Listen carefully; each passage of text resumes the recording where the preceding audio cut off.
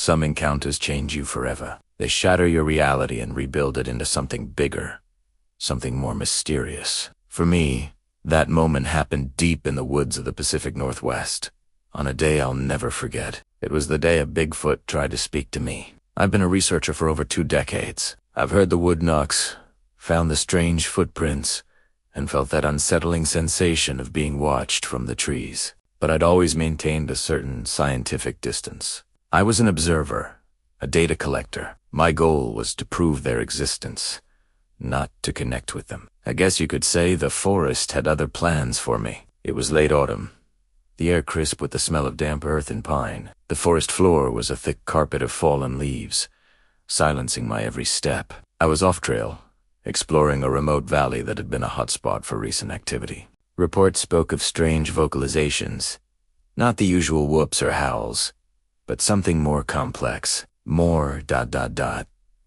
conversational. I was intrigued, but also skeptical. I'd set up a small, discreet camp near a creek, hoping the sound of the water would mask my presence.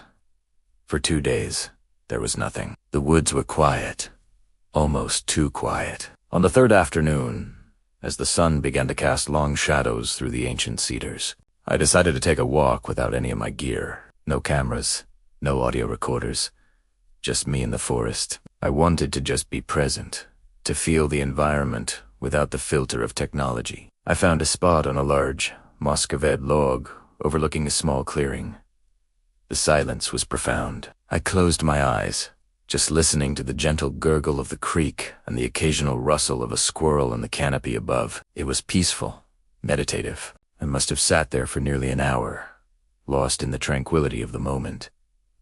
That's when I felt it, that familiar heavy pressure in the air. The feeling of immense energy nearby. My eyes snapped open. My heart started to pound, a frantic drum against my ribs. Every instinct screamed that I was no longer alone. I scanned the tree line, my gaze darting from shadow to shadow. And then I saw him. He was standing about 50 yards away, partially obscured by the thick trunk of a Douglas fir. He was massive, easily 8, maybe 9 feet tall. His body was covered in dark, reddish-brown hair that seemed to absorb the fading light. His sheer size was breathtaking, intimidating, but it wasn't his size that held me frozen. It was his eyes. They were dark, intelligent, and filled with a depth of ancient sadness that struck me to my core. He wasn't looking at me with aggression or curiosity. It was a look of ... recognition. As if he knew me, as if he had been waiting. Slowly, I raised my hand, palm open, a universal sign of peace. I didn't want to scare him. I wanted to show him I meant no harm.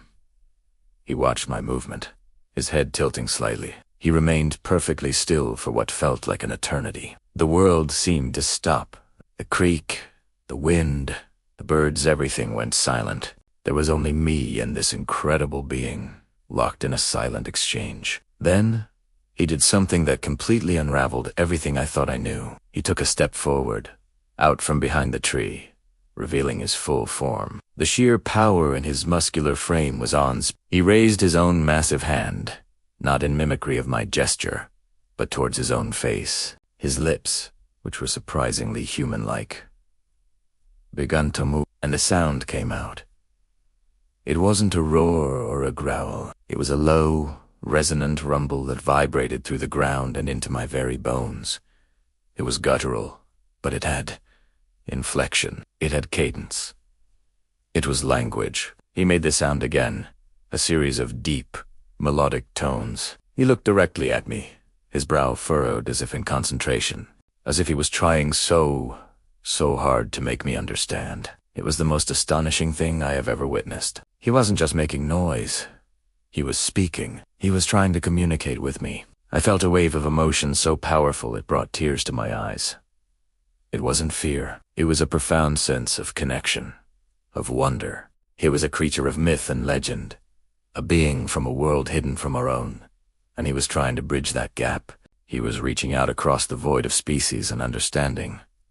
I didn't know what to say or do. What human words could possibly answer such a moment? I just stood there, tears streaming down my face, and whispered, I hear you. I don't know if he understood my words, but I think he understood the intent. His expression soft. The deep sadness in his eyes seemed to lessen, replaced by something I can only describe as acceptance. He made one more low, soft sound, almost like a sigh. Then, as silently as he appeared, he turned and stepped back into the shadows of the forest. In a matter of seconds, he was gone. The clearing was empty. I sank down onto the log, my body trembling. The silence of the forest returned, but it was different now. It wasn't empty anymore. It was filled with the memory of his voice, the weight of his presence. I sat there until the last light faded and the stars came out, replaying the encounter over and over in my mind. That experience changed me. I was no longer just a researcher looking for proof. I was a witness to their intelligence, their emotion, their soul. They are not just undiscovered apes. They are a people. A people who have managed to survive, hidden alongside us. The sounds he made, I can still hear them in my quietest moments. I've spent countless hours trying to analyze them, to find patterns. But human technology feels so inadequate. How do you analyze the voice of a miracle? How do you quantify the feeling of a soul reaching out to yours? I came back from that trip a different person. My research now has a new purpose. It's not just about proving they exist, but about fostering understanding and respect. It's about protecting them. They are not monsters or beasts. They are our ancient cousins, the keepers of the forest, and they have a story to tell. I know some of you might be skeptical, and that's okay. I would have been too, but I was there. I saw his eyes.